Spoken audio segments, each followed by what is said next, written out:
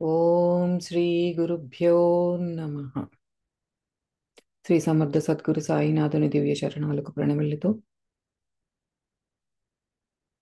సాయినాథుని దివ్య చైతన్యంతో అనుసంధానమై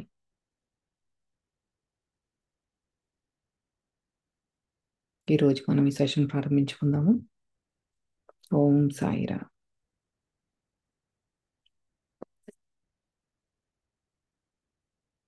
అందరికీ నమస్కారం. Portal to love and light తరపున Fakir to the journey continues ప్రయాణం కొనసాగుతోంది. సెషన్స్ కి అందరికీ స్వాగతం. మనం ఈ మండు టెండల్లో యుద్ధ వాతావరణం, ఆపరేషన్ సింధూర్ ఎన్నో జరుగుతున్నాయి. మాకు ఇక్కడ యుఎస్లోనేమో ఈ ట్రంప్ మా రాష్ట్రపతి ఏ రోజు ఏ పాలసీస్ తీసుకొస్తాడా అని ఇక్కడ ఒకలాంటి గందరగోళం. వీటి అన్నిటి మధ్యలో అండ్ మనకున్న మన పర్సనల్ సమస్యలు, ఛాలెంజెస్ ఏవైతే మనం ఫేస్ చేస్తున్నామో అన్నిటి మధ్యలో ఒక చల్లటి చిరుగాలిలాగా బాబా బాబా బోధనలు మనకి ఎంతో హాయిగా అనిపిస్తాయి. బాబా ఫకీర్ చదువుతుంటే సరే, మరి ఈరోజు బాబా దగ్గర ఏం నేర్చుకోబోతున్నాము, బాబా మనకి ఏం చెప్పబోతున్నారో చూద్దాము.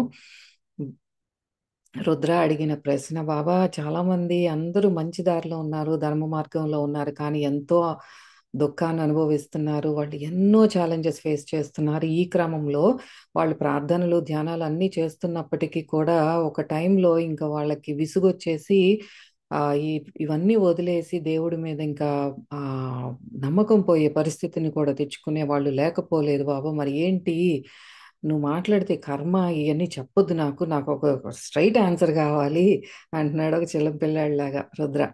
అయితే బాబా ఆ చెప్పనారంభించారు. సరేరా, నీ మట్టి బొరకి ఇట్లా చెప్తే అర్థం కాదు ఎన్నిసార్లు చెప్పినా అని.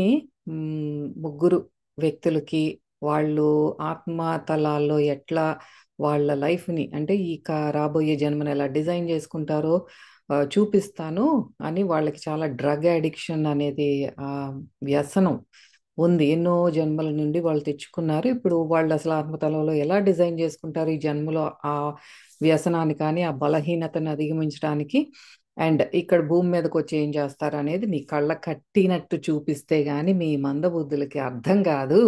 మాకు అసలు ఏం సంబంధం లేదురా మీరు చేసే దాంట్లో, ఎన్నిసార్లు చెప్పాలరా అని బాబా చూపిస్తున్నారు. ఆ క్రమంలో మొదటివాడు అంటే అందరిలోకి పెద్దవాడు అనమాట.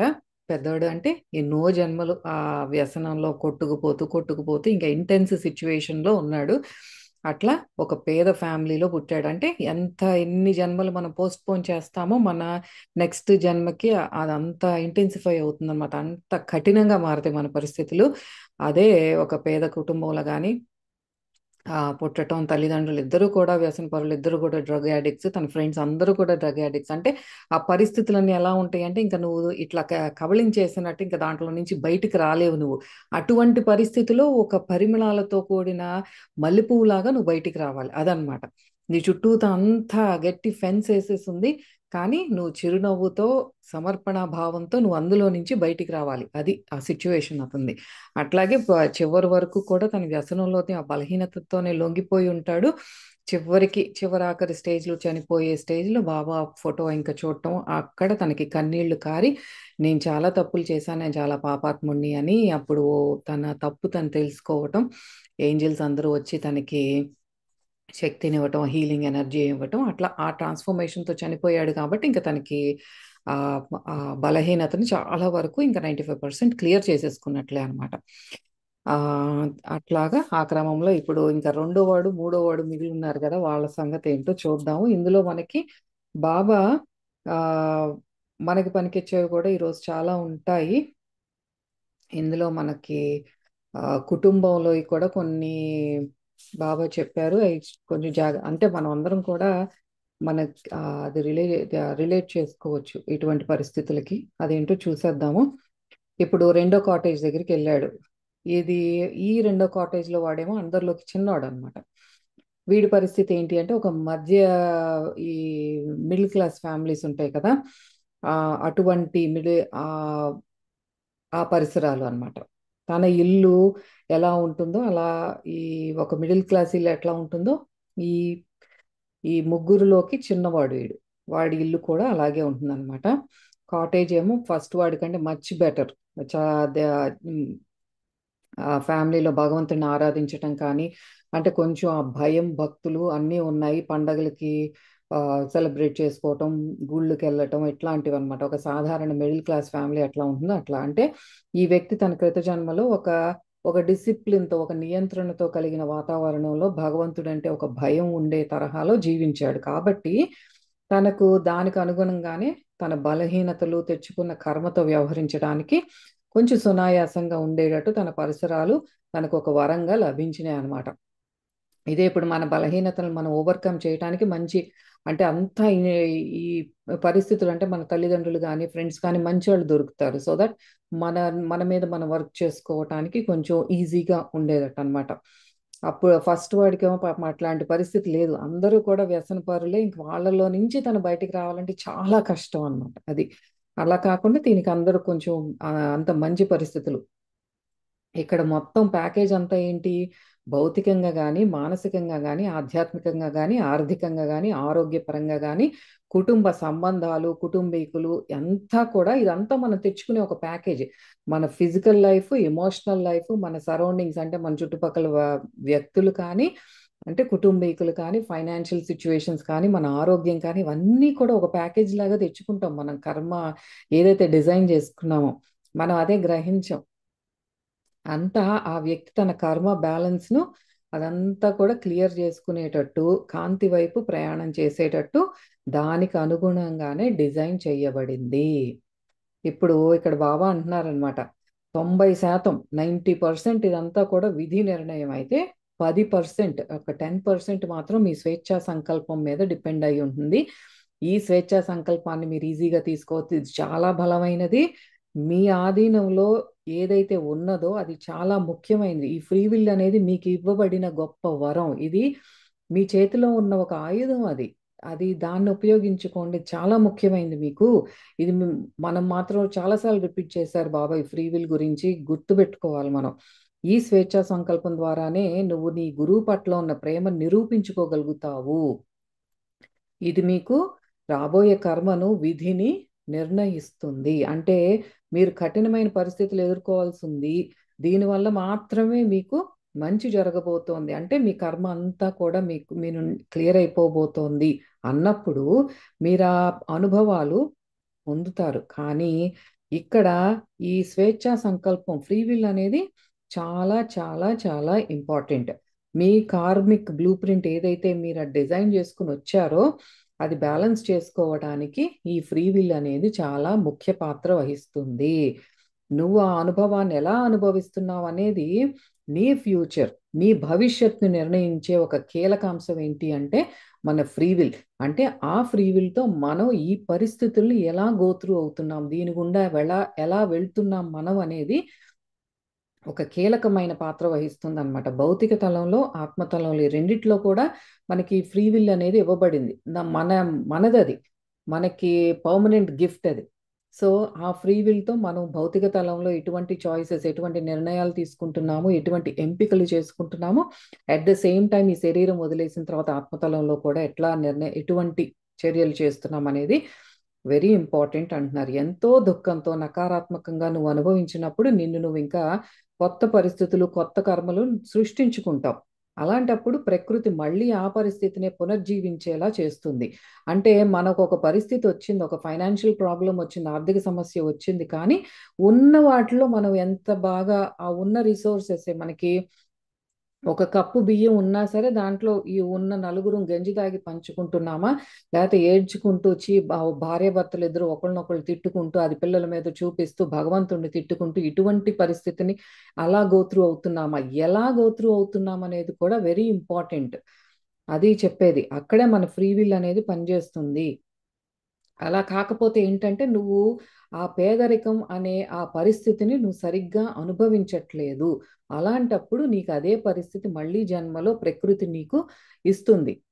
ఎప్పుడు వరకు అంటే నువ్వు దాన్ని అలా కామ్గా ప్రశాంతంగా గోత్రు అయ్యే వరకు, మళ్ళీ నీకు అది పునర్జీవించాల్సి వస్తుందన్నమాట. ఎందుకంటే ఆ పరిస్థితి నుండి నువ్వు అధిగమించాలి. నీ ఫ్రీ విల్, నీ స్వేచ్ఛా సంకల్పమే నిర్ణయిస్తుంది అది. అది నువ్వు కార్మిక్ మన ఈ కర్మ అనే నిచ్చెనలో ఎక్కడి నుంచుంటావు అనేది మన ఫ్రీ విల్ డిసైడ్ చేస్తుంది. మీ అనుభవాలు ప్రశాంతంగా సకారాత్మకంగా తీసుకొని అందులో నుండి బయటపడినప్పుడు మీ ఫ్రీ విల్ మీరు చక్కగా ఉపయోగించుకున్నట్లు. మీకు ప్రతికూలంగా ఉన్నదాన్ని అనుకూలంగా మార్చుకుంటున్నారు. అంటే ఇక్కడ ఇంగ్లీష్లో ఒకటి ఉంటుంది, when the life is throwing lemons at you, make lemon juice. నీకు ఇచ్చే పరిస్థితులు ఏమీ అనుకూలంగా లేనప్పుడు ఆ ఉన్న పరిస్థితులను నీకు అనుకూలంగా మార్చుకో. ఇప్పుడు నీకు ఏమీ లేదు, జాబ్ లేదు, అంతా ఏమీ లేదన్నప్పుడు కూర్చుని మౌనంగా ఉండి ధ్యానం చేసుకో. అంటే ఆ పరిస్థితిని కూడా నీకు అనుకూలంగా మార్చుకో. అది అక్కడ చెప్పేదన్నమాట. అంటే ఉన్నది ఆ దాన్నే తలుచుకుంటూ ఏడ్చే బదులు నీకు అనుకూలంగా నువ్వు మార్చుకో. అక్కడే నీ ఫ్రీ విల్ అనేది నీకు తెలుస్తుంది. దాన్ని ఆ ఫ్రీ విల్ ఎట్లా వాడుకుంటున్నావు అనేది నువ్వు ఈ కర్మ అనే నిత్యంలో నువ్వెక్కడి నుంచున్నావు అనేది తెలుస్తుంది అని చెప్తున్నారు. అంతా ఏం మీ విధిలో లేదు, అంతా విధి నిర్ణయం ప్రకారమే జరిగితే మీరు ఎలా ఎదుగుతారు అసలు?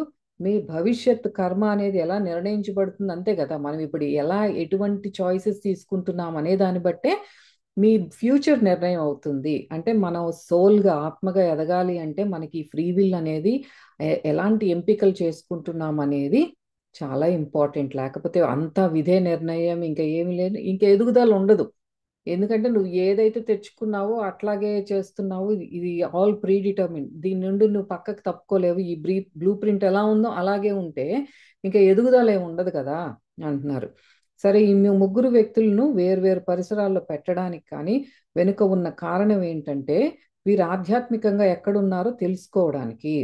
అవును, కర్మ ప్రక్షాళన జరిగి తీరవలసిందే, కానీ ఆ కర్మను నువ్వు ఎలా అనుభవిస్తావు, ఎలా దాని నుండి వెళ్తావు, గోత్రు అవుతావు అనేది చాలా ముఖ్యమైనది. ఈ ఎలా గోత్రు అవుతావు అనేది మనం గుర్తుపెట్టుకోవాలి. పరిస్థితులు అందరికీ ఉంటే మనం ఈ శరీర ధారణ చేసాము, ఈ జన్మ తీసుకున్నాము అంటేనే ప్రతి ఒక్కళ్ళకి రిగార్డ్లెస్. మీరు స్టీవ్ జాబ్స్, అబ్బా ఎంత తెలివిగలాడు, ఎంత సంపాదించుకున్నాడు, యాపిల్ సీఈఓ అంటే ఆయన ప్యాంక్రియాటిక్ క్యాన్సర్ వచ్చి చనిపోయారు. మరి ఇక్కడ ఇప్పుడు అంబానీ చూశారు అంటే ఎంతో ధనవంతుడు, కానీ కొడుకుకి అనారోగ్యం. ఇలాగే ఒక్కొక్కరికి ఎంత ధనవంతుల్ని చూసినా పేదరికాన్ని చూసినా I has nothing to do. భౌతిక తలంలో మనం చూసే ఈ హెచ్చు తగ్గులు ఏదైతే ఉన్నాయో అవి అసలు అసలు పట్టించుకొనే అక్కర్లేదు. వాటిల్లో నుండి మనం ఎట్లా గోత్రు అవుతున్నాం. పరిస్థితులు ఉన్నాయి, అందరికీ పరిస్థితులు ఉన్నాయి. ఒకరికి ఆరోగ్యం ఉండదు, ఒకళ్ళకి డబ్బులు ఉండవు, ఒకళ్ళకి ఈ కుటుంబ సమస్యలు, రిలేషన్షిప్ సరిగ్గా ఉండవు. ఏ పరిస్థితి వచ్చినా సరే నువ్వు దాన్ని ఎలా స్వీకరిస్తున్నావు, దాని నుండి ఎలా బయటపడాలని ప్రయత్నిస్తున్నావు అనేదే ఇంపార్టెంట్ ఇక్కడ. రుద్ర తలూపాడు. సరే బాబా, నువ్వు ఎట్లా చెప్తే అట్లా తలూపాడు. ప్రతిరోజు ప్రతి క్షణం ప్రతి ఒక్కరికి మీ స్వేచ్ఛా సంకల్పంతో కాంతి వైపు పరుగులు తీస్తారా లేదా అజ్ఞాన అంధకారంలో కూరుకుపోతారా అనేది ఆ చాయిస్ మీకు ఉంది. మీరు గడిపే ప్రతి క్షణం మీ భవిష్యత్తును నిర్ణయిస్తుంది.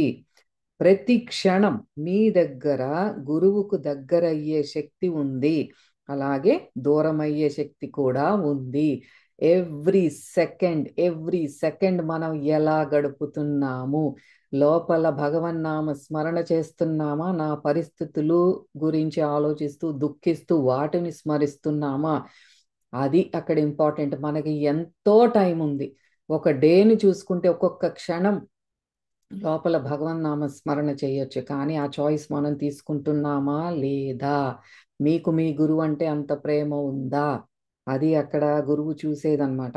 ప్రతి క్షణం మీది గురువుకు ఆ చాయిస్. మీరు మనము రిలీజ్ చేసే ఒక్కొక్క ఆలోచన కానీ ఆ గడిపే ఒక్కొక్క క్షణం కాంతి వైపుకి గురువుకు దగ్గర చేస్తోందా, లేకపోతే మనం ఇంకా అజ్ఞాన అంధకారంలోకి వెళ్ళిపోతున్నాం. అజ్ఞానం అంటే మనం నేనే ఈ శరీరము, ఇదంతా నాది, నా కర్మ, నేను, నా దుఃఖము నేను అనుకుంటూ ఉండటమే అజ్ఞానం అంటే. అది మనల్ని గురువుకి దూరం చేస్తుంది. You have the power to move towards a master or further away. గురువు వైపుకి వెళ్ళాలా, లేకపోతే ఇంకా వెనక్కి వెళ్ళిపోవాలా, దూరంగా వెళ్ళిపోవాలా అనేది ఆ పవర్, ఆ శక్తి నీలోనే ఉంది. మీరు అనునిత్యం లోపల మీ గురువును నామాన్నే మననం చేస్తున్నాను అని ఊహించుకోండి. ఒక నామస్మరణ తప్ప మీ మనస్సులో ఏమీ లేదు. Mark this point. అసలు మీ మనసు క్లీన్ స్లేట్ లాగా ఒకటి ఉంది అంటే అది నామస్మరణే. ఇక నామస్మరణ తప్ప నీ మనసులో ఏం లేదు.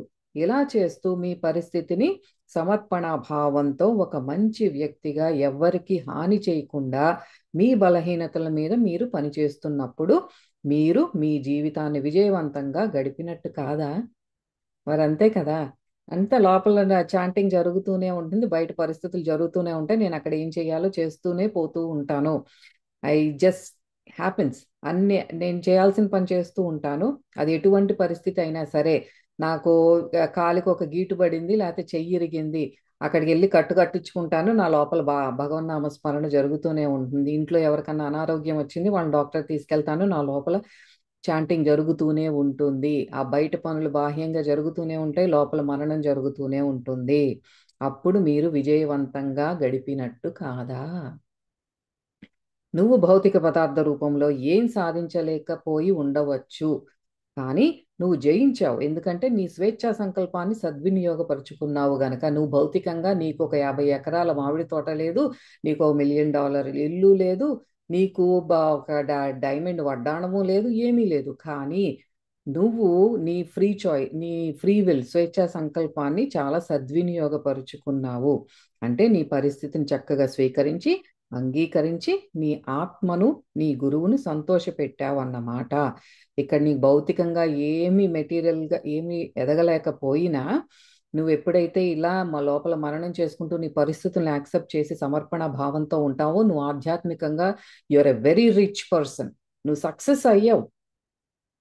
నీ ఆత్మను సంతోషపెట్టావు, నీ గురువుని సంతోషపెట్టావు. ఇంకా ఆధ్యాత్మికంగా ముందుకు వెళ్ళబోవడం అనేది ఏముంది అంటే నువ్వు స్పిరిచువల్గా గ్రో అయ్యావు. ఎప్పుడైతే నువ్వు దుఃఖిస్తున్నావో నువ్వు స్పిరిచువల్గా గ్రో అవ్వట్లేదు. అది గుర్తుపెట్టుకోవాలి. ప్రతిరోజు లెక్కలేనన్ని క్షణాలు మీ గురువు యొక్క నామం స్మరించడానికి, మీ గురువు మిమ్మల్ని చూసి గర్వపడేలా చేయడానికి మన చేతిలో ఎన్నో క్షణాలు ఉన్నాయి. Million choices. మీకున్న స్వేచ్ఛ సంకల్పాన్ని మీరు అణువంత ఉపయోగించుకున్నా మీ జీవితం రాబోయే జన్మలు అన్ని సెట్ అయినట్టే. అది భౌతిక తలంలో అయి ఉండొచ్చు, ఆధ్యాత్మిక తలంలో అయి ఉండొచ్చు. ఏదైనా సరే ఆ మీ చేతిలో ఉన్న ఒక్క క్షణాన్ని, ఒక అణువంతైనా మీరు ఉపయోగించుకుంటే మీకు ఎంతో ఆధ్యాత్మికంగా ముందుకు వెళ్తారు అని ఇవన్నీ బాబా మనకిచ్చే వరాలు.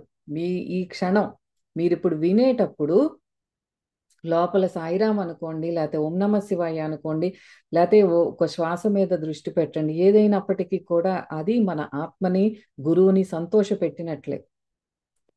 రుద్ర రెండవ కాటేజ్లోకి ప్రవేశించాడు. ఇప్పుడు ఈ రెండో వాడు గురించి ఇంకా చెప్తున్నారు. మంచి ఫ్యామిలీ, తగినంత డబ్బు ఉంది, అంటే కావలసినంత ఉంది. మరీ టూ మచ్ లేదు, మరీ తక్కువ లేదు. మిడిల్ క్లాస్ ఫ్యామిలీ రేంజ్ అన్నమాట. ఎక్కువగా కాదు, తక్కువగా కాదు, స్పిరిచువల్గా కూడా ఒక సరైన దారిలో ఉన్నారు. పేరెంట్స్ మంచి ఫ్రెండ్స్, డ్రగ్స్ అలవాటు కానీ అట్లా చెడు సావాసాలు, చెడు ఫ్రెండ్స్ కాదు వాళ్ళు. కానీ ఈ వ్యక్తి తన బలహీనతలకు తల వంచాడు, ఇరుక్కుపోయాడు. బలహీనతల నుండి బయటపడాలనుకున్న ఫ్రీ విల్ తన స్వేచ్ఛ సంకల్పాన్ని ఇంకా అంధకారంలోకి నెట్టేసేలా దుర్వినియోగం చేసుకున్నాడు.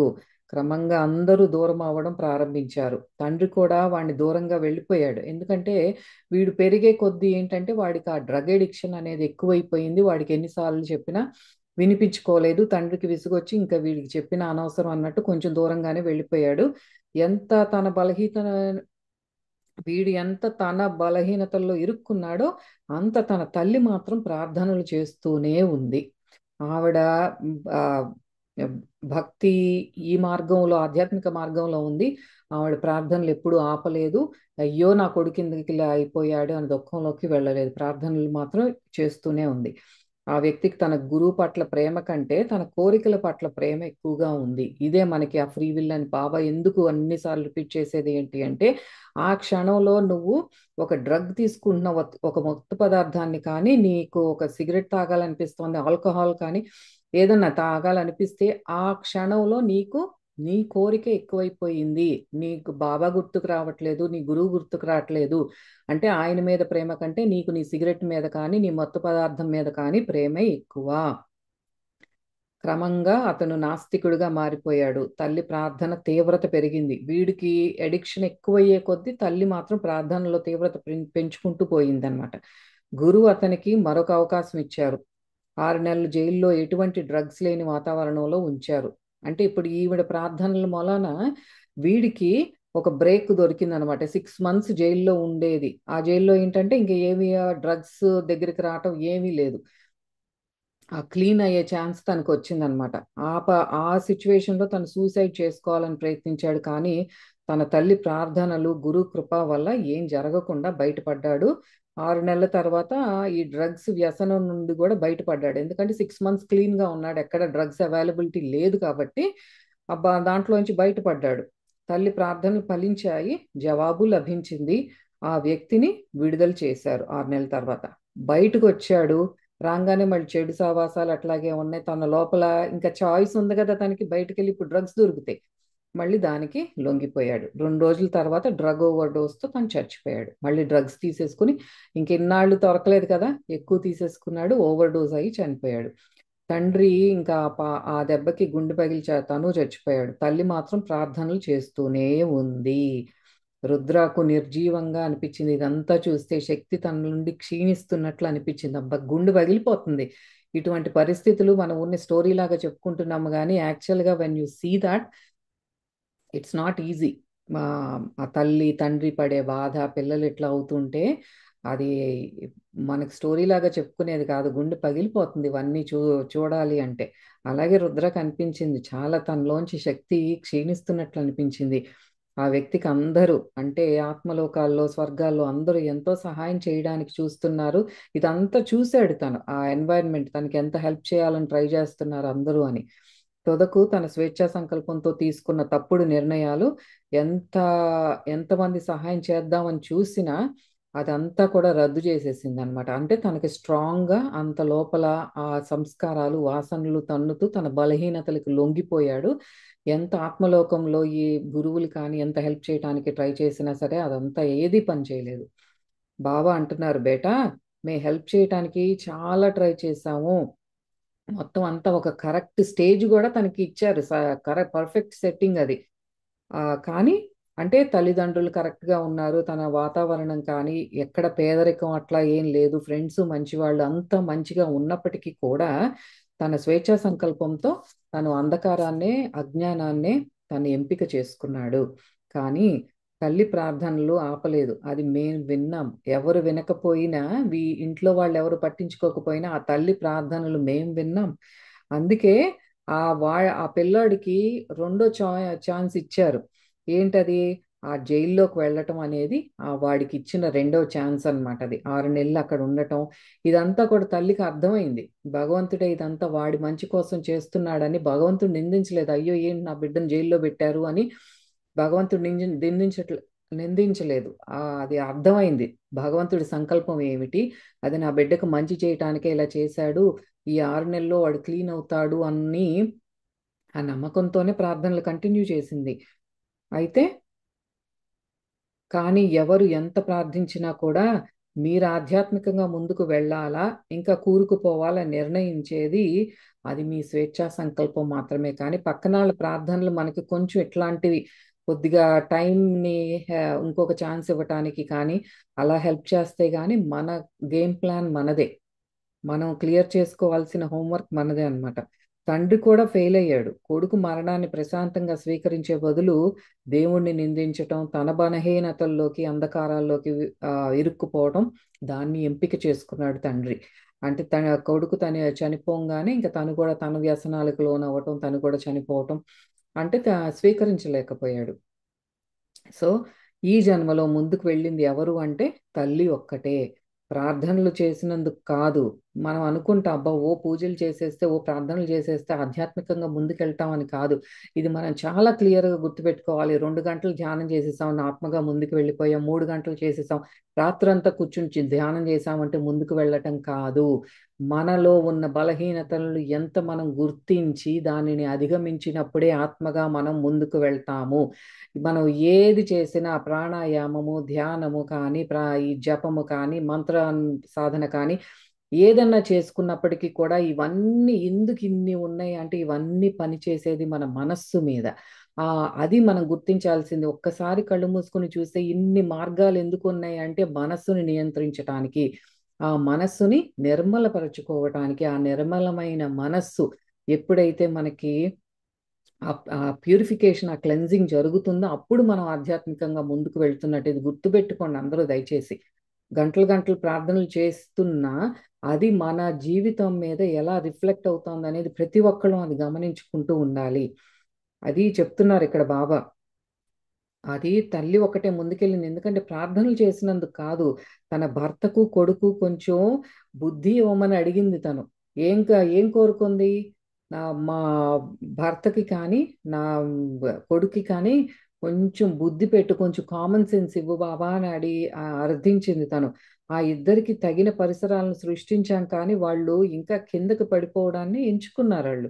అలాంటి సందర్భాల్లో గురువు జోక్యం చేసుకోరు. ఎందుకంటే వాళ్ళ సోల్ నిర్ణయించుకుంది మేము అజ్ఞానంలోకే వెళ్తాము అని వాళ్ళు నిర్ణయించుకున్నప్పుడు బాబా జోక్యం చేసుకోరు. అది గురువుకు జోక్యం చేసుకోవద్దని అంత క్లియర్గా వాళ్ళు చెప్పారు. ఆత్మతలాల్లో ఉన్నప్పుడు బాబా నువ్వు మాకు హెల్ప్ చేయొద్దు, మేము ఎంత గోల పెట్టినా మా సిచ్యువేషన్స్ మార్చొద్దు, ఆ తాళం తీయొద్దు అని వీళ్ళు అర్థించారు. కాబట్టి బాబా జోక్యం చేసుకోరు. తద్వారా తమ గురువుకు తమను తాము నిరూపించుకునే అవకాశం వస్తుందని వాళ్ళు అర్థించారు అప్పుడు ఆత్మతలాల్లో ఉన్నప్పుడు. అందుకని బాబా ఇంకా జోక్యం చేసుకోలేదు వాళ్ళ దాంట్లో. ఇప్పుడు చెప్పుకున్న ఈ ఇద్దరిలో చాలా తేడా ఉంది. ఫస్ట్ మనం చెప్పుకున్న అతను పెద్దోడిదేమో తన తప్పు తెలుసుకున్నాడు. తన అహాన్ని, కోపాన్ని, నకారాత్మక భావాన్ని అధిగమించి తన పరిస్థితిని అంగీకరించాడు.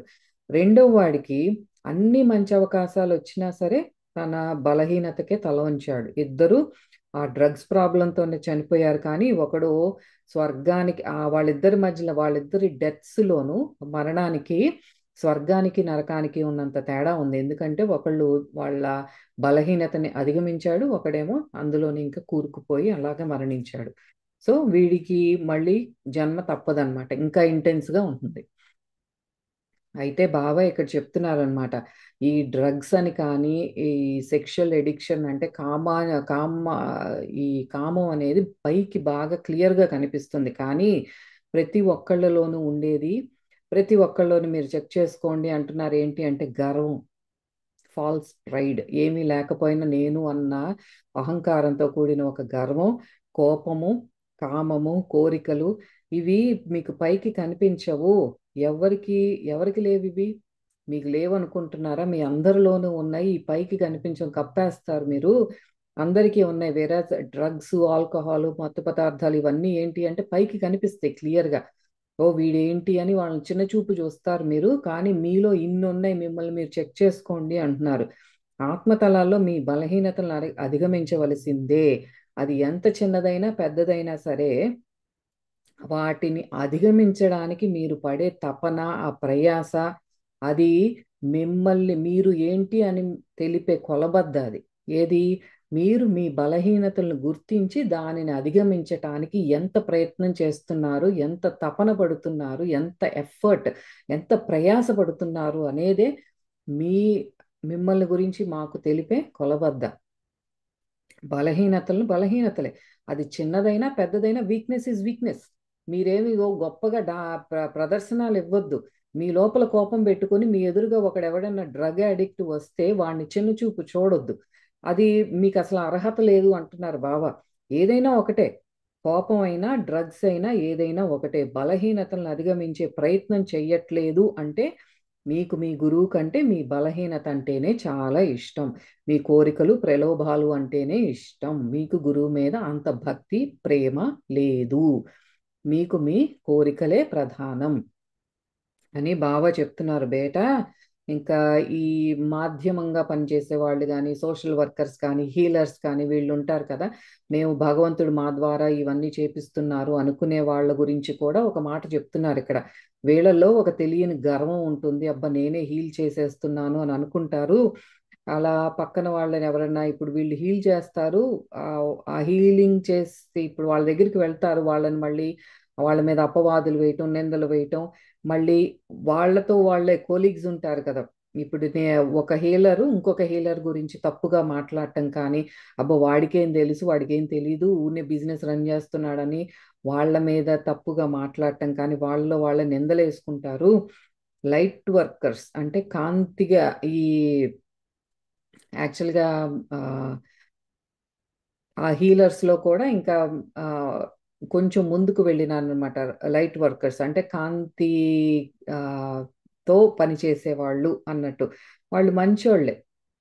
అంటే డజన్ మీన్ వాళ్ళు అలా పని చేస్తున్నారు అంటే భగవంతుడు వాళ్ళతో మాట్లాడుతున్నట్లు కానీ, ఇంకొకళ్ళు హెల్ప్ చేయటం కానీ ఇట్లా చేస్తారు. వాళ్ళ దగ్గరికి వెళ్ళిన వాళ్ళకి హెల్ప్ చేయటానికి ట్రై చేస్తారు. కానీ ఇట్ డజంట్ మీన్ వాళ్ళు వాళ్ళ బలహీనతలను అధిగమించినట్లు కాదు. ఒకళ్ళ దగ్గరికి వెళ్తే వాళ్ళు మీకు ఒక ఓకే, మీకు ఫ్యూచర్లో ఇది జరగబోతోంది, ఇది చెయ్యండి, ఇటువంటి ధ్యానం చేయండి, ఏదో ఒకటి ఇస్తారు. ఏదైనా చేపించినంత మాత్రాన వాళ్ళ బలహీనతలు వాళ్ళు అధిగమించినట్లు కాదు. ఇది నేను వెరీ క్లియర్గా చెప్తాను. శరీరంతో పుట్టిన ప్రతి ఒక్కళ్ళకి బలహీనతలు ఉన్నాయి. వాళ్ళకంటూ పరిస్థితులు ఉన్నాయి, ఛాలెంజెస్ ఉన్నాయి. ఇట్లా ఇప్పుడు నాలాగా యూట్యూబ్లో చెప్పే ప్రతి ఒక్కళ్ళకి కూడా బలహీనతలు ఉన్నాయి. డోంట్ థింక్ దాట్ ఇట్లా చెప్పే వాళ్ళకి ఏం లేవేమో, అబ్బా వీళ్ళు ఎంత ఆధ్యాత్మికంగా ముందుకు వెళ్ళిపోయారని దయచేసి ఎవరి గురించి అనుకోవద్దు. నా గురించి అస్సలు అనుకోవద్దు. నాకుండే బలహీనతలు నాకున్నాయి. ఇవి చదవటం ద్వారా, ఈ నాలెడ్జ్ తెలుసుకోవటం ద్వారా ముందుకు వెళ్ళే ప్రయత్నం జరుగుతూనే ఉండాలి, ఉంటుంది. సో అదే గుర్తుపెట్టుకోవాల్సింది. హీలర్స్ అని బోర్డు పెట్టుకున్నంత మాత్రాన వాళ్ళల్లో ఉన్న బలహీనతలను అధిగమించినట్లు కాదు వాళ్ళు ఆ, అని అంటున్నారు బాబా. ఇప్పుడు ఛానలర్స్ అంటారు. ఇప్పుడు మనకి ఈ పుస్తకాన్ని అందించిన రుజ్బే బరూచా ఉన్నారు. ఆయన ఒక ఛానలర్ అంటే బాబా ఆయనతో మాట్లాడగా ఆ, రాస్తూ ఉన్నారనమాట. అట్లా అందించబడిన ఈ బుక్స్. అట్లా ఛానలింగ్ చేసేవాళ్ళు వాళ్ళే ఒక టైంలో కొంత కాలం గడిచిన తర్వాత మేమే గురువుని అని ఫీల్ అయ్యే సందర్భాలు కూడా ఉన్నాయి. వాళ్ళని చూస్తే మాకు ఏడవాలనిపిస్తుంది. ఒరే పిచ్చిమోహం, నీకెంత జ్ఞానం ఇస్తున్నా సరే నువ్వు ఇట్లా ఫీల్ అవుతున్నావంటే మిమ్మల్ని చూస్తే మాకు ఏడుపు వస్తుందిరా అంటున్నారు బాబా. కొత్త గొయ్యి తీసుకుంటున్నారు వాళ్ళు. అట్లా చేసి కొద్దిగా ముందుకు వెళ్తూ ఆత్మ ప్రక్షాళన జరిగే క్రమంలో మళ్ళీ ఇటువంటి ఆలోచనలు, నేనే గురువుని, నేనే గొప్ప అన్న ఒక గర్వం వచ్చేసి వాళ్ళ గొయ్యి వాళ్ళే తీసుకుంటున్నారు. కొత్త గోతులు తవ్వుకుంటున్నారు అనమాట. మళ్ళీ జన్మలు ఎన్నో జన్మలు పడతాయి అన్ని క్లియర్ అవ్వటానికి. ఆ ప్రైడ్, ఆ గర్వం అది క్లియర్ అవ్వటానికి. అయితే ఇక్కడ భార్యల గురించి కూడా చెప్తున్నారు బాబా. జాగ్రత్తగా విందామా. ప్రతి ఒక్కళ్ళలోనూ ఉండేవి ఇవి, భార్యలు. వీళ్ళు కొంతమంది ఏమనుకుంటారు, మేము చాలా నిజాయితీగా ఉన్నాం నా భర్త పట్ల అని. అంటే మేము చాలా మంచి వాళ్ళం, వెరీ విశ్వాసంతో మా భర్త పట్ల ఆ, ఆయనకి మేము అంటే చాలా నమ్మకం. ఆయన నమ్మకాన్ని ఎప్పుడు వమ్ము చేయకుండా ఆనెస్ట్గా ఉంటున్నాము, ఫెయిత్ఫుల్గా ఉంటున్నాము. కానీ గొడవలు, ఈర్ష్య, ద్వేషాలు, అపవాదులు, నిందలు వేయటం, నిందలు మోపటం, ఇట్లా ఆ అవన్నీ చేస్తూ ఉంటారు. ఇంట్లో గొడవలు పెట్టుకోవటం, ప్రతి చిన్నదానికి గయ్యాళి గంపలాగా భర్తని రాసి రంపాన పెట్టటం, ఇలా చేస్తూ ఇదిగో మేము మాత్రం ఒళ్ళు కనిపించే బట్టలు వేసుకోము, మేము డ్రింక్ చేయటం కానీ సిగరెట్లు తాగటం కానీ ఇట్లాంటివి ఏం చెయ్యము అంటూ ఉంటారు. మీకేమైనా స్పెషల్ ప్లేస్ ఉందనుకుంటున్నారా? మీరు ఒళ్ళు కనిపించే బట్టలు వేసుకోనంత మాత్రాన, మీరు డ్రింక్ చేయనంత మాత్రాన, మీరు ఎప్పుడైతే మీ భర్తతో నిత్యం గొడవ పడుతూ ఉంటారో, మీ ఆడపడుచులతో కానీ అత్తమామలతో కానీ కుటుంబీకులతో వాళ్ళ మీద నిందలు వేస్తూ అపవాదులు వేస్తూ, అంటే ఇప్పుడు మనకి ఈటీవీ సీరియల్లో ఒకరి మీద ఒకళ్ళు ఆ ప్లాన్లు వేస్తూ రివెంజ్లు తీర్చుకుంటూ ఏదో వెనకాల నుంచి కుట్రలు పన్నుతూ ఉంటారు కదా, అటువంటి క్యారెక్టర్స్ అన్నమాట. అటువంటివి చేస్తూ ఉన్నప్పుడు మీకేమన్నా అవన్నీ చేస్తూ మేము మా భర్తతోనే ఉన్నాము, చాలా విశ్వాసంతో ఉన్నాము, ఆయనతో చాలా నిజాయితీగా ఉన్నాము అని మీరు అనుకుంటే మీకేమన్నా ఒక స్పెషల్ ప్లేస్ ఉందనుకుంటున్నారా స్వర్గంలో అని అంటున్నారు బాబా. మీరు మాకేం చెప్పాలని చూస్తున్నారు? బాస్, మేము ఎవరితోనూ పడుకోలేదు, మా భర్తతోనే ఉన్నాము, కోపం ప్రదర్శించలేదు, ఎటువంటి అధికారికంగా కానీ పవర్ ప్లే చేయలేదు, అంటే మాదే ఆధిపత్యం అన్నట్టు మేమేమి చేయట్లేదు, ఒక్క అబద్ధమే ఆడాను. ఒకటే ఒక ఒక ఒక్క అబద్ధమే ఆడుతున్నాను. అంటే ఆ అబద్ధం అనేది ఒక వ్యసనం అనమాట. అబద్ధాలు చెప్పటం అనేది. ఆ అబద్ధాలే అదే ఆడాను. భూమి మీద అందరూ అబద్ధాలు చెప్తూనే ఉంటారు కదా! పాపాలకు అని మనల్ని మనం లోపల మనం ఇట్లా కన్విన్స్ చేసుకుంటాం అనమాట. ఏముంది ఒక అబద్ధమేగా, మిగతా వాళ్ళు చూడు ఎంత దుర్మార్గానికి పాలవుతున్నారు. వాళ్ళు వేరే మగవాళ్ళతో సంబంధాలు ఇల్లీగల్ రిలేషన్షిప్స్ పెట్టుకోవటం కానీ, లేకపోతే వాళ్ళ ఆధిపత్యాన్ని నిరూపించుకోవటానికి ఎన్నో దుర్మార్గాలు చేయటం కానీ ఎన్నో చేస్తూ ఉంటారు. ఒక అబద్ధాలే కదా పర్లేదులే అనుకునే వాళ్ళు ఉంటారు. పాపాలకి నాన్న సెపరేట్ కేటగిరీస్ ఏమి ఉండవు నాన్న. ఏం లేవు. బలహీనతలకు వేరే కంపార్ట్మెంట్ కానీ ఇదేం ఉండదు. అబద్ధాలు కూడా పాపమే. అది కూడా మీ బలహీనతే. నీ గురువు పట్ల నీకు ఎంత ప్రేమ ఉంది, నీకు కాంతి వైపు ప్రయాణం చేయడంలో గల ఎంత సంకల్పం ఉంది, గాఢత్వం ఉంది. మీరు ప్రస్తుతం ఉన్న పరిసరాలు, తెచ్చుకున్న సంస్కారాలు, ప్రలోభాలు ఎన్నో ఉన్నాయి కొలబద్దగా. ఇవన్నీ కూడా ఎన్నో ఉన్నాయి.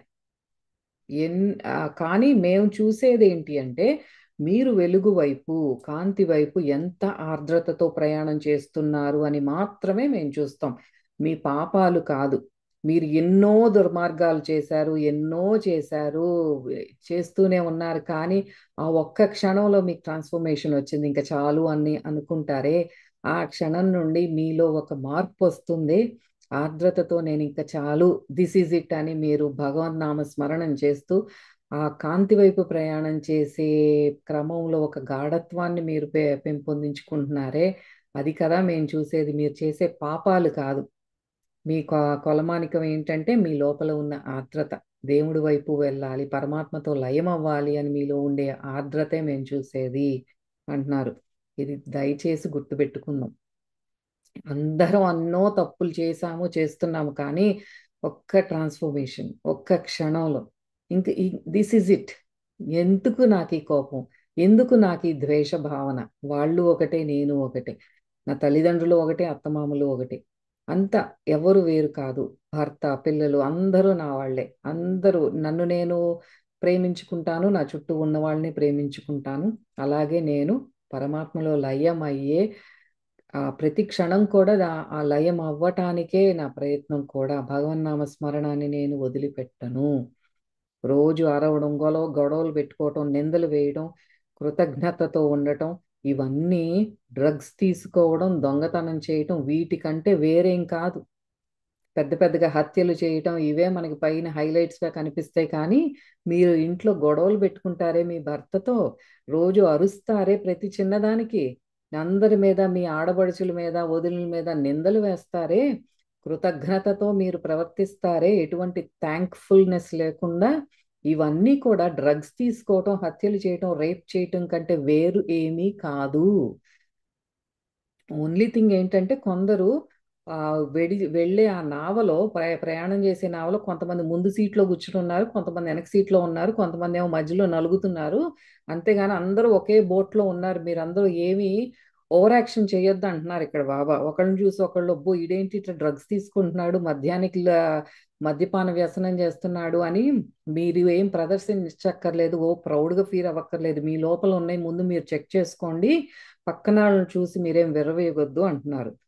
ఇక్కడ ఇంకొక ముఖ్యమైన విషయం బాబా చెప్పేది ఏంటి అంటే రేప్. ఈ రేప్ అనే దాని గురించి మగవాళ్ళకి, ఇప్పటి వరకు ఆడవాళ్ళకి చెప్పారు, గడ్డి పెట్టారు. ఇప్పుడు మగవాళ్ళకి చెప్తున్నారు. ఒకరిని రేప్ చేశాము, చంపాము అంటే లోపల కోపం ఉంది అని. అంతే కదా, ఎంత హింసాత్మకంగా మనం బయటికి ప్రదర్శిస్తున్నామో అంత కోపము, దానికి మించిన క్రోధం మనలో ఉంది. అంటే రేపిస్టు అని ఒకరికి పేరు పెట్టారంటే వాడు ఒకళ్ళని ఎవరినో వాడి జన్మలో ఒకడిని బలవంతంగా ఒక స్త్రీ మీద తనను తాను ఆ, బలవంతం చేసుకున్నాడు, అనుభవించాడు. కానీ భర్తల సంగతి ఏమిటి? ఇది చాలా ఫ్యామిలీస్లో, ఎస్పెషల్లీ ఈస్టర్న్ కంట్రీస్లో, వెస్టర్న్ కంట్రీస్ ఇక్కడ అమెరికా లాంటి దేశాల్లో కూడా జరుగుతాయి. కానీ వీళ్ళు కొంచెం ముందుకొచ్చి ఫైట్ చేయడానికి ట్రై చేస్తారు. వీళ్ళలో కూడా అది నొక్కి పెట్టేసి ఉండేవాళ్ళు చాలా మంది ఉంటారు. కానీ ఇది మనకి ఇండియా లాంటి ఆ, ఆ- ఆ, అటువంటి దేశాలలో, ఇండియాలో వెరీ కామన్. హస్బెండ్, భర్త అనే ఆ స్థానంలో ఉన్న వ్యక్తి భార్యని తనకి ఇష్టం లేకపోయినా, తను అనారోగ్యంతో ఉన్నా, తను ఆ వద్దు అని అంటున్నా, తనను తాను బలవంతంగా, ఆమె రోజంతా ఇంట్లో పని చేసి అలసిపోయి పడుకున్నప్పుడు లేపి, నాకు ఈరోజు నా సంగమించే ఆ కామం వచ్చింది, so get up, be with me now, నా అది కూడా రేప్తో సమానమే. భర్త అని స్థానంలో ఉన్నప్పటికీ కూడా ప్రతి రాత్రి ఆమె మీద బలవంతంగా నిన్ను నువ్వు ఓ, సంగమించటానికి బలవంతం చేస్తున్నప్పుడు యు ఆర్ ఎ రేపిస్ట్. నీకు ఆ రేపిస్ట్కి ఎటువంటి తేడా వ్యత్యాసము లేదు. ప్రపంచం అంతా కూడా, ఈ భార్య కానీ ఆ భర్త కానీ, న్యూస్లో ఎవరైనా ఒకడు వెళ్ళి రేప్ చేశాడు ఒక ఒక స్త్రీని అంటే, అబ్బా వీడిని ఉరి తీసేయాలి, ఉరికంబం ఎక్కించాలి అంటాయి కదా. మరి నీ సంగతి ఏంటి అంటున్నారు బాబా. నీ సంగతి ఏంటి? నువ్వు ప్రతి రాత్రి నీ భార్యని చేసేది ఏంటి? నువ్వు రేప్ చేస్తున్నావు నీ భార్యని. ఇక్కడ మాకు బాబా చెప్పేది ఏంటి అంటే, మాకు రేపిస్ట్కి ఈ భర్తకి ఏమి తేడా లేదు, ఇద్దరు ఒక్కటే. ఇమాజిన్, రేపిస్ట్ ఈ హస్బెండ్, ఈ భర్త, ఇద్దరికి ఒకళ్ళే గురువు అనుకుందాం. వాళ్ళిద్దరూ ఆత్మతలంలో చనిపోయి శరీరం వదిలేసిన తర్వాత గురువు ముందు నుంచున్నారు ఆత్మతలంలో. అప్పుడు మాస్టర్ వెళ్ళి, అబ్బాయి ఎంత గొప్ప పని చేసావురా నువ్వు, మరి నువ్వు రోజు ఒక్క భార్యతోనే ఉన్నావు, వెరీ గుడ్ అని నేను ఏమైనా పొగుడుతాడు అనుకుంటున్నావా అని బాబా వాడిన బూతు మాట ఏంటంటే, ఒరే లంజా కొడక అన్నారు. ఇక్కడ నేను యాజ్ ఈజ్గా ఇస్తున్నాను, సో దట్ ఆ ఇంపాక్ట్ ఉండాలి కాబట్టి. సో అక్కడ భావతి చెప్పేది ఏంటి అంటే, అలసిపోయి పడుకుని ఉన్న నీ భార్యను లేపి, తనకి ఇష్టం ఉన్నా లేకున్నా, తనకు ఆరోగ్యం బాగున్నా బాలేకపోయినా, ఆమె ఒక్కదాంతోనే, ఇంకా పరస్త్రీతోనే సంబంధం లేదు అని నిన్ను నువ్వు మభ్య పెట్టుకుని ప్రతిరోజు నిన్ను నువ్వు ఆమె మీదకి బలవంతంగా వెళ్ళి సంగమిస్తున్నావు. అది రేప్తో సమానం. రేపిస్ట్ లైఫ్, రేపిస్ట్ అని ఎవరైతే పేరు పెట్టామో, మనం ఆ టైటిల్ ఇచ్చామో, వాడి జీవితంలో ఒక్కసారి చేసి పట్టుబడ్డాడు. ఇప్పుడు ఆత్మతలాల్లో ఏమన్నా వేరు ఉంది అనుకుంటున్నావా నువ్వు? ఈ 30 ఏళ్ళు ఆ భార్య మీద చేసిన వాడికి ఈ జీవితంలో ఒక్క స్త్రీ మీద రేపిస్ట్గా వాడు బిహేవ్ చేసిన దానికి ఇద్దరూ ఒకటే. లేదు బేటా, మాకు ఇదంతా ఒక్కటే. అంతర్లీనంగా ఉన్న బలహీనత వీళ్ళిద్దరిలో ఏంటంటే కామము. ఒకడు దయతో నిజాయితీగా అందరి పట్ల ప్రేమతో ఉండొచ్చు, కానీ అతనికి ఎంతో మంది ప్రియురాళ్ళు ఉండొచ్చు. అతను హోమోసెక్షువల్ అంటే ఒక గే అయి ఉండొచ్చు. పోర్నోగ్రఫీ, ఈ ఆ అశ్లీలమైన చిత్రాలు చూడటం, అటువంటి పిచ్చి ఉండవచ్చు. ఇంకొకడికి హింస, స్వార్థం, ఎవరిని పట్టించుకోకపోవడం, అటువంటివి. కానీ భార్య పట్ల నిజాయితీగా ఉన్నాడు. ఇప్పుడు ఇటువంటి పరిస్థితిలో ఇందులో ఎవరు ఎక్కువ పాపి? ఒకడు ఎక్కువ పాపి, ఒకడు తక్కువ పాపి అనుకుంటున్నావా? బేటా, మేము చూసేది మీరు మీ గురువు పట్ల ఎంత ప్రేమతో ఉన్నారు, ఎంత సంకల్పంతో, గాఢత్వంతో, ఇంటెన్స్గా ఆయనలో లయం అవ్వాలనుకుంటున్నారు. అదొక్కటే మీ కోరిక, ప్రాధాన్యత అయి ఉండాలి. అప్పుడు మీరు చేసే ప్రతి అడుగు, మీరు వేసే ప్రతి అడుగు ఎంతో జాగ్రత్తగా వేస్తారు. అందరితోనూ అన్ని వేళలా జాగ్రత్తగా వ్యవహరిస్తారు. వర్తమాన క్షణంలో ఉంటారు. ఎందుకంటే మీ గురువుని సంతోష పెట్టడం ఒక్కటే మీకు ముఖ్యం కాబట్టి. ఎన్ని లోపల ఎంత డీప్గా బలహీనతలు ఉన్నప్పటికీ కూడా భగవంతుడు మన బయటికి లాగుతారు ఎప్పుడైతే మన వర్తమాన క్షణంలో ఉంటామో, నిత్యం భగవన్నామ స్మరణ చేస్తామో. ఇది బాబా రిపీటెడ్గా చెప్తున్నారు. ఫ్రీ విల్ని ఉపయోగించుకోండి. మీ దగ్గర ఉన్న మహా ఆయుధం ఏంటంటే ఆ ఫ్రీ విల్. ప్రతి క్షణం మీ చేతిలో ఉన్న ఒక ఆయుధం. దానిని భగవన్నామ స్మరణానికి వాడుకోండి. అప్పుడే మీరు వర్తమాన క్షణంలో ఉండి మీరు ఇటువంటి బలహీనతలకి లొంగిపోకుండా ఉంటారు. ఇది మనం చాలా క్లియర్గా అర్థం చేసుకోవాల్సింది. అయితే ఇప్పుడు 3వ కాటేజ్లోకి వచ్చేద్దాం. మనకి రెండో వాడి గురించి చెప్పారు. భార్యలు ఎలా ఉండాలి, గయ్యాళి గంపల్లాగా ఉండకుండా, అబద్ధాలని కన్విన్స్ చేసుకుని ఇది ఓకే అనుకోకుండా జాగ్రత్తగా ఉండండి అన్నారు. భర్తలు రేపిస్ట్ లాగా బిహేవ్ చేయకుండా భార్యలతో జాగ్రత్తగా ఉండండి అని చెప్పారు. భార్య అంటే ఒక ఆబ్జెక్ట్ కాదు, ఒక వస్తువు కాదు, మిమ్మల్ని మీరు బలవంతంగా ఆమె మీద రుద్దటానికి. సో ఒళ్ళు దగ్గర పెట్టుకుని ఉండండి అని భర్తలకి చెప్పారు. ఇప్పుడు 3వ వాడి దగ్గరికి వెళ్దాం. థర్డ్ కాటేజ్లోకి ఎంటర్ అవుదాం. ఇక్కడ ఈ థర్డ్ కాటేజ్ ఏంటి అంటే చాలా లగ్జూరియస్, ఒక అంబానీ లైఫ్ స్టైల్ అన్నమాట. ఇక్కడ అంత పెద్ద ఇల్లు, లగ్జరీ అనేది ఒక సింపుల్ థింగ్ వాళ్ళకి. అన్నీ కూడా కాస్ట్లీ ఐటమ్స్ కానీ, ఏదంటే అది ఒక చిటికలో అనుకోవాల్సిన పని కూడా లేనంత అంత లగ్జూరియస్ లైఫ్ అన్నమాట. అయితే రుద్ర అక్కడ తనను తాను చూసుకున్నాడు. ఇది రుద్ర యొక్క పూర్వజన్మ. అయితే తన బాల్యాన్ని చూసుకున్నాడు అక్కడ. తనకి ఆశ్చర్యం వేసింది, ఇదేంటి ఇది, నన్ను నేను చూసుకుంటున్నాను ఏంటి అని రుద్ర ఆశ్చర్యపడతాడు. తన బాల్యం చూస్తాడు అంతా. ఎప్పుడు తనకి లేనిది అంటూ ఏం లేదనమాట. రోజుకొక గిఫ్ట్ కొంటూ వస్తూ ఉంటారు పేరెంట్స్. తనకి అక్కర్లేకపోయినా అవసరం తన నోటి నుండి ఒక మాట వచ్చిందంటే వెంటనే తన దగ్గర ఉంటుంది అనమాట. అడగాల్సిన పని లేదు, ఒకవేళ అడిగితే మాత్రం వెంటనే వచ్చేస్తుంది అట్లా. రోజుకొక గిఫ్ట్లు ఇవ్వటం కానీ, ఎంత లగ్జూరియస్ లైఫ్ ఉన్నా సరే తను మాత్రం చాలా సామాన్యుడిగా ఉండేవాడు అనమాట. చాలా హంబుల్గా, చాలా డౌన్ టు ఎర్త్ అనమాట. గ్రౌండెడ్గా, ఎటువంటి గర్వం కానీ, నేను నేను ఇంత ఫలానా అని కానీ ఏమీ లేదు. చక్కగా నిదానంగా ఎక్కడ ఉండాలో అక్కడ ఉండేవాడు. తనకి ఏమి అట్లాంటి గర్వాలు ఏమి ఉండే కాదు. ఎందుకు అంటే అది పూర్వజన్మ వాసనలు. ఎన్నో ఎప్పటి నుండో, ఎన్నో జన్మల నుండి తను అలా నిదానంగా, నమ్రతగా, చాలా హంబుల్గా ఉండేవాడు అనమాట.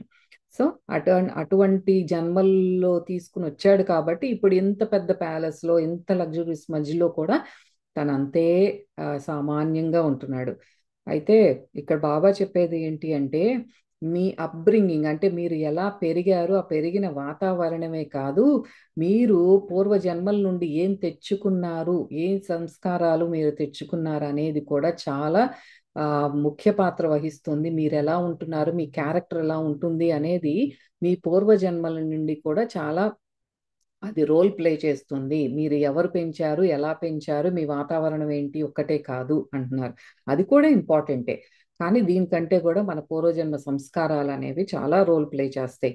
ఇప్పుడు ఇద్దరు పిల్లలు ఒకే ఫ్యామిలీలో పుట్టారు. ఇప్పుడు లగ్జూరియస్ ఫ్యామిలీలో ఇద్దరు పిల్లలు ఉన్నప్పటికీ ఒకటి చాలా హంబుల్గా, ప్రేమగా, ఆ ఆ అందరినీ నిస్వార్థంగా ప్రేమించే ఇట్లాంటి ఒక క్యారెక్టర్ ఉండుండొచ్చు. ఇంకొకడేమో చాలా దుర్మార్గంగా, హింసాత్మకంగా, అంత స్వార్థంతో కూడిన, చాలా గర్వంతో ఉండిన వాడు ఉండొచ్చు. మరి ఇద్దరిని పెంచింది అదే పేరెంట్స్.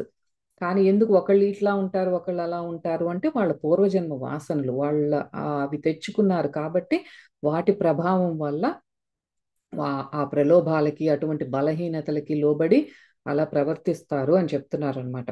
అయితే మీ చేతిలో ఉన్న పవర్, మీ శక్తి ఏంటి అంటే ఫ్రీ విల్. కర్మ ఇప్పుడు మీరు అదే చెప్పారు కదా, 90% మీరు ఏదైతే బ్లూ ప్రింట్ కర్మ తెచ్చుకున్నారో అది ఓకే. కానీ 10% మీ చేతిలో ఉన్నది, చాలా శక్తివంతమైన ఆయుధం మీ చేతిలో ఉన్నది. ఇప్పుడు బాబా చెప్పేది ఏంటంటే, మీ కర్మ, మీ పరిస్థితులు, మీ ఏదైతే ఆ వాతావరణాన్ని, పరిసరాల్ని మీరు తెచ్చుకున్నారో అదంతా ఒక అందమైన స్టేజ్ అనుకుంటే, ఒక క్యాన్వస్, ఒక పెయింటింగ్ వేసే ఒక క్యాన్వస్ అనుకుంటే, మీ చేతిలో ఉన్న 10% ఫ్రీ విల్ ఉందే, అది that is the actual real painting. మీరు ఆ క్యాన్వస్ మీద వేసే పెయింటింగ్ ఏంటి అంటే మీ ఫ్రీ విల్. అది అది మీరు ఎంత అందంగా పెయింట్ చేయగలుగుతారు అంటే అంత అందంగా మీరు సద్వినియోగపరుచుకుంటున్నారు ఆ ఫ్రీ విల్ని అని. అట్లాగే ఇప్పుడు ఈ రుద్ర, ఈ మూడో అంటే వీడు పెద్దోడైపోయాడు, చిన్నోడైపోయాడు, వీడు మధ్యలో వాడు అనమాట రుద్ర. వీడు పెద్దవుతూ ఉన్నాడు. ఆ అట్లాగే ఆ వాతావరణంలో పెరుగుతున్నాడు. అందరికి తనంటే ఇష్టం. కానీ తనకి అనారోగ్య సమస్య ఉంది. ఆ అనారోగ్యంతో ఉన్నాడు కాబట్టి అందరూ తన మీద జాలి చూపించటం కానీ, అయ్యో బిడ్డకి ఇట్లా అయిపోయింది అని, ఇంట్లో పనాళ్ళు కానీ, ఆ చుట్టాలు, బంధువులు వీళ్ళందరూ ఉంటారు కదా పేరెంట్స్, అయ్యో అనుకునేవారు అనమాట. సింపతి ఎక్కువ చూపించారు.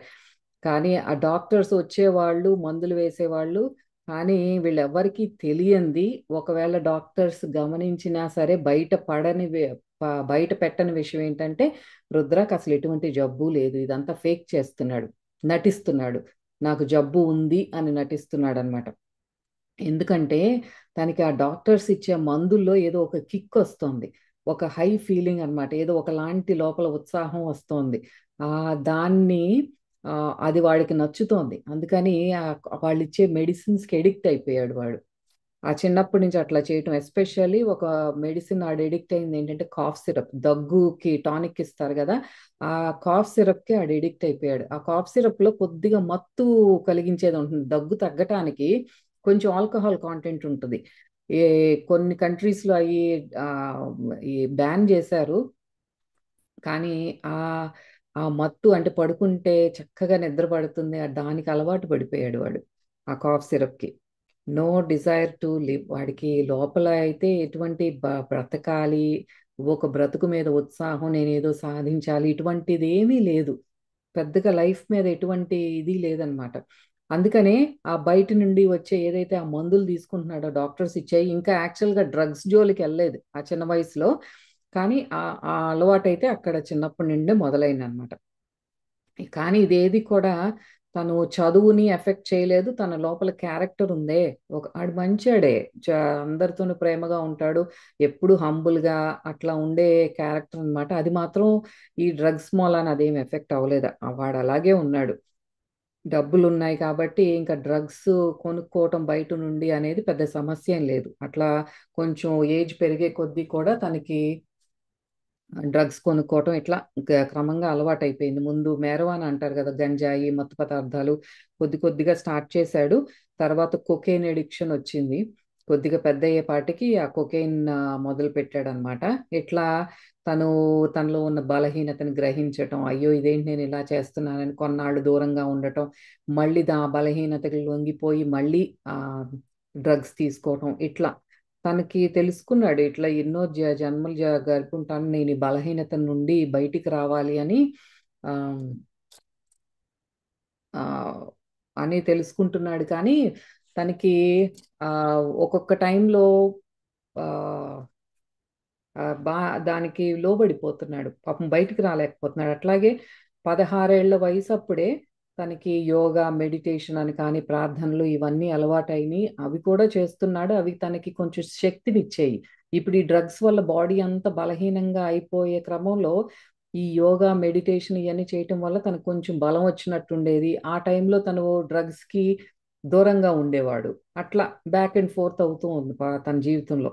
అట్లాగే ఒక స్త్రీతో పరిచయం అవ్వటం, ఆ ఆ భార్యగా చేసుకోవటం, భార్య రావటం తన జీవితంలోకి. ఆవిడ ఏంటంటే ఎప్పుడు ఒకళ్ళ మీద, ఇప్పుడు వాళ్ళ లైఫ్ ఎంత మిజరబుల్ అంటే, డ్రగ్ అడిక్ట్స్ వాళ్ళ ఫ్యామిలీ మెంబర్స్తో కానీ ఆల్కహాల్ మద్యపానంతో ఉన్న ఫ్యామిలీ నుండి చాలా ఫేస్ చేస్తారు, నిందలు పడాల్సి వస్తుంది. ఎందుకంటే వాళ్ళు ఫ్యామిలీని వదిలేసి ఆ అడిక్షన్లో కూరుకుపోయారు కాబట్టి, బాధ్యతలు వదిలేసావు, నీకు అసలు బాధ్యతలు లేదా అని అందరూ, తల్లిదండ్రులు ఏంటి, భార్య ఏంటి, అత్తమామలు ఏంటి, అందరూ తిడతారు వాళ్ళని.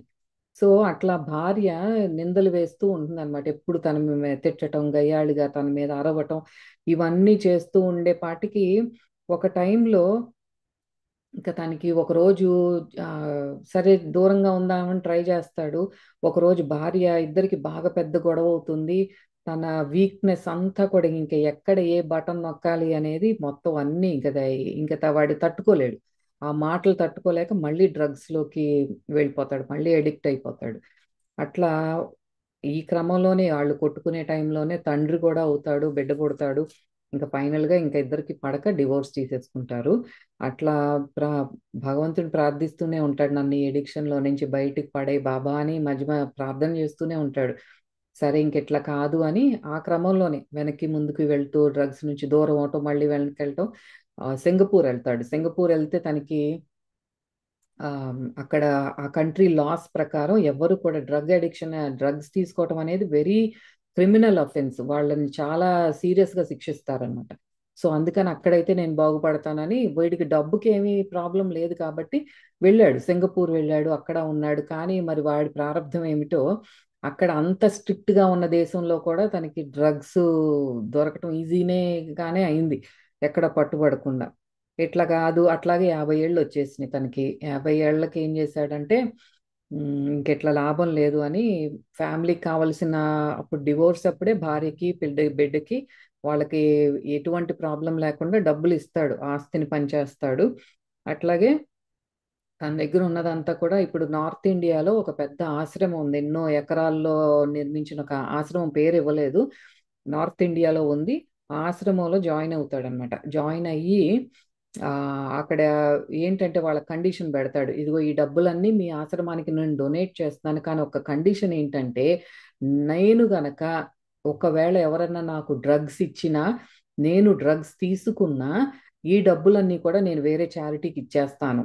సో మీరు నన్ను గమనించుకుంటూ ఉండండి. నన్ను చూస్తూ ఉండండి. నా దగ్గరికి డ్రగ్స్ రాకూడదు. నేను డ్రగ్స్ జోలికి వెళ్లకుండా చూసుకునే బాధ్యత మీది. మీకు ఈ డబ్బంతా మీరే తీసుకోండి అని ఆ కండిషన్ పెడతాడు. ఆశ్రమం వాళ్ళు ఒప్పుకుంటారు. సరే మేము చూసుకుంటాం అన్నట్టు ఇప్పుడు తనకి రోజుకు 19 గంటలు అట్లా పనిచేసే ఇదనమాట. ఆశ్రమంలో ఒక లైబ్రరీలో పనిచేయటం కానీ, గోశాలలో పనిచేయటం కానీ, రోజంతా అట్లా ఏదో ఒక పని చేస్తూనే ఉంటాడు. వెజిటేరియన్గా మారిపోయాడు. అంత అట్లా 10 సంవత్సరాలు గడుపుతాడు ఆ ఆశ్రమంలో. తనకి 62 ఏళ్ళు వచ్చినప్పటికి ఇంకా చనిపోతాడనమాట. ఆ చనిపోయే ముందు ఒక సంవత్సరంలో ఏం జరుగుతుందంటే, అంటే తనకి 61 సంవత్సరం అప్పుడు ఆ తన తిండి ఆహారం తీసుకోవటం అనేది చాలా తగ్గించేస్తాడు. ఆ చనిపోయే 4 నెలల క్రితమేమో మౌనంలోకి వెళ్ళిపోతాడు. మౌనంలోకి వెళ్ళిపోయి రోజుకు ఒక మీలే, ఒక పూటే భోజనం చేస్తాడు. ఆ తర్వాత క్రమంగా ఒక ఒక్క టీతోనే గడుపుతాడు. తనకి ఈ సౌత్ ఇండియా నుంచి మన దక్షిణ భారతదేశం నుండి కపుల్ అన్నమాట, భార్యాభర్తలు ఇద్దరు తనకి కొంచెం సేవ చేయటం కానీ తన బాగోగులు చూసుకోవటం చేస్తూ ఉంటారన్నమాట. వాళ్ళు అంటారు, మీరు ప్రపంచానికి దూరం అయిపోతున్నారు, మీరు క్షీణించిపోతున్నారు అంటే నవ్వుతాడు. ఇంకా నేను ఇక్కడికి ఎందుకైతే వచ్చానో నా పని పూర్తయిపోయింది. నేను నాలో ఉన్న ఆ రాక్షసుడు ఎవరైతే ఉన్నారో, నా బలహీనత, నా వ్యసనం ఏదైతే ఉందో దాన్ని నేను అధిగమించాను. 10 ఏళ్ళు ఉన్నాడు కదా ఆశ్రమంలో, ఆశ్రమ జీవితం ఇంకా తన దగ్గరికి అప్పుడు చెప్తాడు, 1 ఇయర్ క్రితం నా దగ్గరికి డ్రగ్స్ వచ్చినాయి, కానీ నేను దానికి లోబడలేదు. ఎవరో ఎక్కడో మళ్ళీ ఉంటారు. అంటే భగవంతుడు అన్ని విధాల టెస్టులు పెడుతుంది ప్రకృతి మనకి. వీడు నిజంగా అధిగమించాడా లేదా అనేది ఆ టెస్టులు జరుగుతూనే ఉంటాయి. అలాగే ఆశ్రమంలో ఉన్నప్పటికీ, అంత స్ట్రిక్ట్గా వాళ్ళకి చెప్పినప్పటికీ కూడా తన దగ్గరికి డ్రగ్స్ వస్తాయి, కానీ తను తీసుకోడు. ఎప్పుడు చనిపోవటానికి సంవత్సరం ముందనమాట. అప్పుడు తనకు అర్థం అవుతుంది, ఓకే నేను ఇంకా క్లియర్ అయిపోయాను, ఈ బలహీనత నుండి బయటపడిపోయాను, ఐఎమ్ ఫ్రీ నౌ అని లోపల అనుకుని నేను ఎందుకు వచ్చానో నాకు ఆ పని పూర్తి అయిపోయింది. ఎందుకంటే నేను వచ్చింది ఈ బలహీనతని క్లియర్ చేసుకోవటానికే, అంబానీ ఫ్యామిలీ లాగా ఒక ప్యాలెస్లో బ్రతకటానికి కాదు అని తను రియలైజ్ అయ్యాడు. ఇంకా ఫ్రీ అయిపోయాడు. ఇంకా అదో శరీరం వదిలే టైంకి, చనిపోయే టైంకి ఆ రూమ్లోకి గురువులు రావటం కానీ, అతని యొక్క పూర్వీకులు రావటం కానీ, కాంతి గైడ్స్ ఏంజిల్స్ అందరూ రావటం, అట్లా శరీరం ఆ, ఆత్మ విడిపోవటం ఇదంతా కూడా రుద్ర చూస్తాడు. బాబా తను అట్లా శరీరం విడిచేటప్పుడు బాబా కూడా పక్కనే ఉండటం చూస్తాడు రుద్ర. సో ఇక్కడ బాబా చెప్పేది ఏంటి అంటే, ఆ మీ మీ స్వేచ్ఛా సంకల్పంతో మీకు మీ గురువు పట్ల ఉన్న ప్రేమని నిరూపించుకోండి మీరు. అదొక్కటే మేము చూసేది. మీకు ఎన్నో బలహీనతలు ఉన్నాయని తెలుసు. మీకు ఎంతో లోపల ఎంతో రాక్షసత్వం ఉండొచ్చు, హింస ఉండుండొచ్చు, కోపం ఉండుండొచ్చు, ఎంతో గర్వం ఏదైనప్పటికీ కూడా prove your love for your master. మీకు మీ గురువు పట్ల ఉన్న ప్రేమను మీరు నిరూపించుకోండి. ఇప్పుడు బాబా చెప్పేది, ఈ ముగ్గురు చూపించారు కదా, ముగ్గురులో ఇద్దరు పాస్ అయిపోయారు. పెద్దోడు మధ్యలో వాడు పాస్ అయిపోయాడు. ఈ చిన్నోడు ఇంకా ఇంకో జన్మలు తీసుకోవాల్సి వస్తుంది. ఎందుకంటే వాడు బలహీనతలకు లొంగిపోయాడు. ఎంత వాడి పరిసరాలు వాడికి తగ్గట్టే వాడికి ఇచ్చినా సరే వాడు దానికి లోబడిపోయాడు. సో బాబా ఇక్కడ చెప్పేది ఏంటంటే, మీ అందరిలోనూ ఉన్న మోస్ట్ కామన్ వీక్నెస్, మీరు దీన్ని కప్పి పెట్టేస్తారు. అసలు అది వీక్నెస్, ఆ బలహీనతగా కూడా మీరు గుర్తించరు. ఏమిటి అంటే ఇతరులను నిందించడము, అపవాదులు వేయడము, పక్కనాళ్ళ మీద జడ్జ్మెంట్స్, తప్పు పట్టడం, జడ్జ్మెంటల్గా ఉండటం, ఇవి చాలా కామన్గా ప్రతి ఒక్కళ్ళు చేస్తున్నారు. Stop that right now. ఈ ఎవ్వరి జోలికి వెళ్ళొద్దు, ఎవరిని నిందించొద్దు, ఎవరిని జడ్జి చెయ్యొద్దు, తప్పు పట్టొద్దు, అపవాదులు వేయొద్దు, నిందలు వేయొద్దు. ఎవ్వరు ఇది వీక్నెస్ అనుకోరు. కానీ ఆత్మలోకాల్లో ఇప్పుడు ఈ రేపిస్టులు, మర్డర్ చేసే వాళ్ళు ఎవరో, మనం కూడా అదే. ఎవరైతే జడ్జి చేస్తున్నారో మీరు వాళ్ళు ఒక్కటే. ఏ బలహీనత అయినా ఒక్కటే, చిన్నదైనా పెద్దదైనా. ఇప్పుడు మనకి పెళ్లి సంబంధాలు చూసేటప్పుడు పిల్లలకి చాలా వీళ్ళకి ఎంత ఆస్తులున్నాయి, వీడు సిగరెట్ తాగుతున్నాడా, ఆల్కహాల్ తాగుతున్నాడా, ఇవన్నీ చూస్తారు కానీ వీడి మెంటాలిటీలో అందరినీ నిందలు వేస్తున్నాడా, ఆ జడ్జిమెంటల్ బిహేవియర్ వాడిలో ఉందా అని ఎవరు చెక్ చేసుకోరు. ఇవి అందరిలోనూ మోస్ట్ కామన్గా ఉన్నాయి, అవి చూసుకోండి మీరు అంటున్నారు బాబా. మీరు భగవంతుడి వైపు వెళ్ళేటప్పుడు ఎన్నో ల్యాండ్ మైన్స్, ఎన్నో మందు పాత్రలు ఉన్నాయి. ఒక ఇట్లాంటివి చిన్న చిన్నవి నిక్షిప్తంగా ఉండేవి ఉంటాయి. వెంటనే హాని చెయ్యవు కానీ అవి మీ ఆత్మ మీద మచ్చలు మిగులుస్తాయి. ఎందుకంటే మనలో ఇంకా ఉన్నాయి అవి, మచ్చలుగా ఉన్నాయి, బయటికి కనిపించట్లేదు. అందరూ చేస్తున్నారు, నేను చేస్తున్నాను, ఇది ఓకే కామన్ అనుకుంటున్నారు. మీ సోల్ మీద మచ్చలు, స్కార్స్ అనేవి పెడుతున్నాయి. ఆ గమ్యాన్ని రీచ్ అయ్యే లోపు మీ శరీరం కుళ్ళిపోతోంది. మీరు గ్రహించే లోపు మీ ఆత్మ ఎన్నో కోట్ల ఆ, చావులను చవి చూస్తోంది అంటున్నారు బాబా. అంటే మనం పరమాత్మలో లయమయ్యేటప్పుడు ధ్యానాలు చేస్తున్నాము, ఎన్నో చేస్తున్నాము, కానీ మనలో ఉన్న బలహీనతలను మనం గుర్తించుకోవట్లేదు. ఎన్నో ఉన్నాయి ఇటువంటి చిన్న చిన్న పక్కన వాళ్ళని తప్పు పట్టడం, చెడుగా మాట్లాడుకోవటం, ఇప్పుడు ఒక వ్యక్తి గురించి ఇంకో వ్యక్తి దగ్గరికి వెళ్ళి తప్పుగా మాట్లాడుకోవటం, అటువంటివి నిందలు వేయటం, ఇంట్లో వాళ్ళ మీద కానీ బయట వాళ్ళ మీద కానీ ఆఫీస్లో కానీ నిందలు వేయటం కానీ ఏమీ చెయ్యదు. ఇటువంటి చిన్న చిన్నవి అబద్ధాలు చెప్పటం ఒకటి చెప్పారు బాబా. ఇవన్నీ కూడా గమనించుకోండి, ఇవేం కామన్ అని కొట్టిపడేయద్దు. ఆ కామన్గా ఉన్నవి కూడా మీలో ఉన్న బలహీనతలే. అవి మీ ఆత్మ మీద మచ్చలు తీసుకొస్తున్నాయి. మీరు ఇటువంటి మానసికంగా మీరు ఎప్పుడైతే మీ మనసులో ఇటువంటి భావనలు ఉంటాయో నీ శరీరం కుళ్ళిపోతుంది ముందు. మన లోపల ఇటువంటి పిచ్చి పిచ్చి ఆలోచనలు ఉన్నప్పుడు అవి జబ్బుగా కూడా వస్తాయి. అట్ ద సేమ్ టైం మీ ఆత్మ మీద కూడా అవి మచ్చలు మిగులుస్తున్నాయి. మీరు జాగ్రత్తగా ఇవన్నీ గమనించుకోండి. భర్తలు భార్యలు జాగ్రత్తగా ఉండండి. సో ఇది మన ఆత్మ ప్రయాణం గురించి, ఎలా మనం సోల్ ప్లాన్ చేసుకుంటాం ఆత్మతలాల్లో, ఇక్కడికి వచ్చి ఏం చేస్తాము, ఎలా బలహీనతలకు లొంగిపోతాం అనేది బాబా ఎంతో చక్కగా మనకి సినిమా చూపించినట్టు చూపిస్తూ నెత్తి మీద బాగానే మొట్టికాయలు వేశారు. మరి బొప్పిలు కట్టినా సరే వాటిని కూడా నవ్వుతూ మీరు స్వీకరించండి. పరిస్థితులు నవ్వుతూ మీరు అందులో నుంచి గోత్రు అవ్వండి, కానీ కంప్లైంట్ చేయొద్దు. ఎప్పుడు బాబాని ఆర్ మీ ఇష్ట దైవాన్ని లోపల మననం చేస్తూ ప్రతి క్షణాన్ని స్వేచ్ఛా సంకల్పం అనేది మీ చేతిలో ఉన్న ఆయుధం. అది ఎలా మీరు తీసుకుంటారు అనేది మీ ఫ్యూచర్ని నిర్ణయిస్తుంది. ఇదే ఈరోజు మనకి బాబా చెప్పే గొప్ప బోధ. సో డెఫినెట్గా ప్రాక్టీస్లో పెట్టేద్దాము. మళ్ళీ వచ్చే వారం మళ్ళీ కలుద్దాం. మనకి ఇంకా వస్తుంది బుక్, ఇంకో మ్యాక్సిమం 2 ఎపిసోడ్స్లో అయిపోతుంది. ఆ, జాగ్రత్తగా బాబా చెప్పే అన్ని ఫాలో అవుదాం. మళ్ళీ వచ్చే వారం మళ్ళీ కలుద్దాం. అంతవరకు సెలవు. నమస్తే.